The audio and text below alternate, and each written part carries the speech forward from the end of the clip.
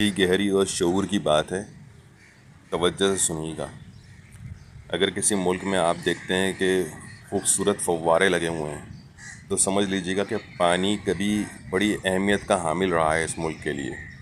اگر آپ کہیں چمکتے ہوئے بل بورڈز دیکھیں تو جان لیجیے گا یہ کاروبار کے معاملے میں بڑی سینٹیمنٹل ہیں، بہت زیادہ ان کا کاروبار چمک رہا ہے۔ کہیں آپ دیکھتے ہیں دنیا میں کہ مذہبی شاہکار لگے ہوئے ہیں، فن پارے لگے ہوئے ہیں، تو سمجھ لیجیے گا وہاں پہ انتہا پسندی بہت ہے، مذہب کے معاملے میں انتہا پسندی بہت ہے۔ اور کہیں آپ دیکھیں کسی ملک میں کہ جنگی ساز و سامان لگا ہوا ہے، جنگی جہاز، راکٹ، اس ٹائپ کی چیزیں بنی ہوئی ہیں شہر کے شاہراہوں پہ، چوراہوں پہ، تو سمجھ لیجیے گا یہاں جمہوریت صرف نام کی ہے۔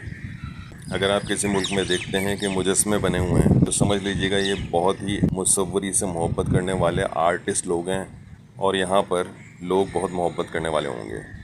اگر آپ کسی ملک میں دیکھتے ہیں کہ شہر کے چوراہوں پہ اوزار بنے ہوئے ہیں، مثال کے طور پہ گراری بنی ہوئی ہے، کوئی ٹول ہے وہ بنا ہوا ہے، تو سمجھ لیجیے گا یہاں پر جو ہے محنت مزدوری کرنے والے لوگوں کی تعداد زیادہ ہے، اور یہ آزمائی ہوئی بات ہے، چیک کر کے دیکھ لیجیے گا۔ Thank you.